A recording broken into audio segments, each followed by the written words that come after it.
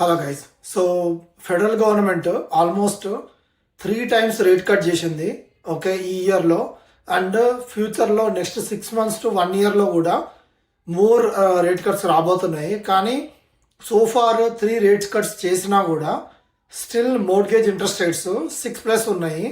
So ఒకవేళ ఇప్పుడున్న current market సిచ్యువేషన్లో ఫెడరల్ గవర్నమెంట్ తగ్గిస్తున్న ఈ రేట్స్ ఏవైతే ఉన్నాయో వీటి వల్ల అసలు బయ్యర్స్ విన్ అవుతారా లేకపోతే సెల్లర్స్ విన్ అవుతారా ఆర్ వీళ్ళిద్దరు కాకుండా యాక్చువల్గా బిల్డర్స్ అంటే హోమ్ బిల్డర్స్ విన్ అవుతారా అనేది క్లియర్గా ఈ వీడియోలో ఎక్స్ప్లెయిన్ చేస్తాం. సో రియల్ ఎస్టేట్లో మేజర్గా ఇంట్రెస్ట్ రేట్స్ అనేవి ఆల్మోస్ట్ ఒక స్విచ్ లాంటిది. అంటే ఇంట్రెస్ట్ రేట్స్ పెరిగినా తగ్గినా అది రియల్ ఎస్టేట్ మీద హెవీ ఇంపాక్ట్ కొడుతుంది. And at the same time ఇది మారిన ప్రతిసారి బయ్యర్స్ బిహేవియర్ కూడా చేంజ్ అవుతుంది. ఓకే, అట్లానే సెల్లర్స్ ఎక్స్పెక్టేషన్స్ కూడా చేంజ్ అవుతుంటాయి. And at the same time builders కూడా వాళ్ళ స్ట్రాటజీ చేంజ్ చేస్తూ ఉంటారు. సో ఓవరాల్గా 2026లో రియల్ ఎస్టేట్ సిచ్యువేషన్లో అసలు ఎవరు విన్ అవుతారు అనేది మనం క్లియర్గా ఈ వీడియోలో డిస్కస్ చేద్దాం. సో బేసిక్గా ఇంట్రెస్ట్ రేట్స్ పెరిగినప్పుడు ఓకే ఆబ్వియస్గా మన ఈఎంఐ పెరుగుతుంది కాబట్టి బయ్యర్స్ తగ్గిపోతారు. ఈఎంఐ పెరగడం వల్ల అఫోర్డబిలిటీ తగ్గిపోతుంది, దానివల్ల బయ్యర్స్ తగ్గిపోతారు.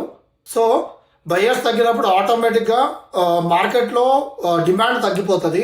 సో డిమాండ్ తగ్గినప్పుడు సో మార్కెట్ కూల్ ఆఫ్ అవుతుంది. నార్మల్ మార్కెట్ ఎట్లుంటుంది అంటే ఒక హౌస్ మార్కెట్లో పెడితే 1 month to 6 months గ్యాప్లో ఆ ఇల్లు సేల్ అవుతుంది. అది నార్మల్ మార్కెట్. ఇప్పుడు ఆ స్టేజ్కి వచ్చింది. ఇప్పుడు మార్కెట్లో ఏ ఇల్లు పెట్టినా కూడా at least close to 4 to 6 months పడుతుంది సేల్ అవ్వడానికి.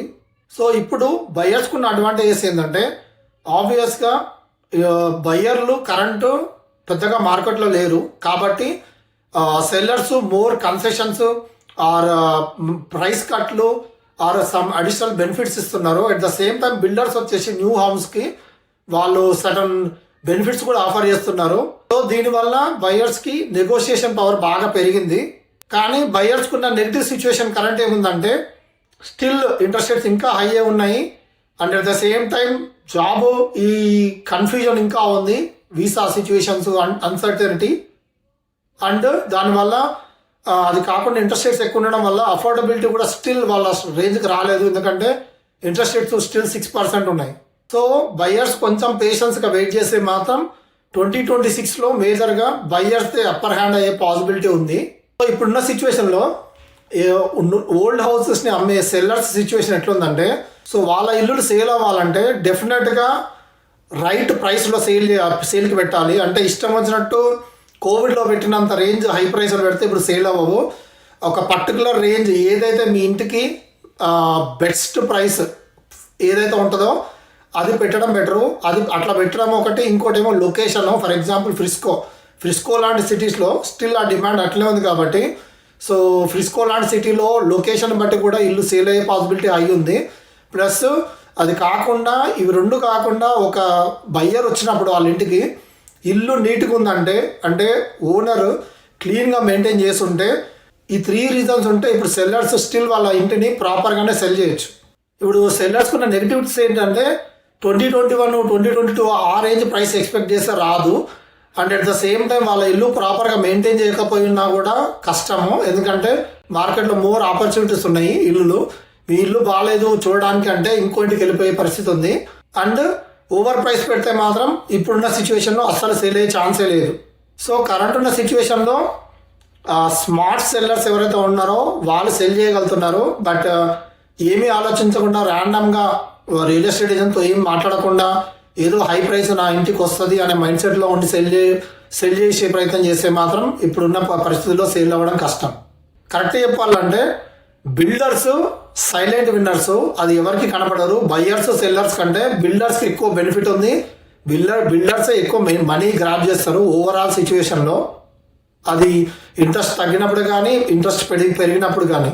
సో బిల్డర్స్ ఏం చేస్తారంటే ఎట్లా విన్ అవుతారు అంటే ఇంట్రెస్ట్ రేట్స్ పెరిగినప్పుడు వాళ్ళు ఇల్లు మీద price incentives, some additional offers, rate buy డౌన్లు ఇట్లాంటి అడిషనల్ బెనిఫిట్స్ ఇచ్చి ఇల్లును సేల్ చేస్తారు. At the same time interest rate తక్కువ ఉన్నప్పుడు ఏ ఆఫర్ ఇవ్వకుండా హై ప్రైస్లో సేల్ చేసుకుంటారు. సో ఓవరాల్గా 2 రకాలుగా చూస్తే బిల్డర్స్ విన్ విన్ సిచ్యువేషన్ లో ఉంటారు. సో ఇది ఓవరాల్ గా కరెంట్ ఉన్న market situation, buyers, sellers and builders మధ్యలో.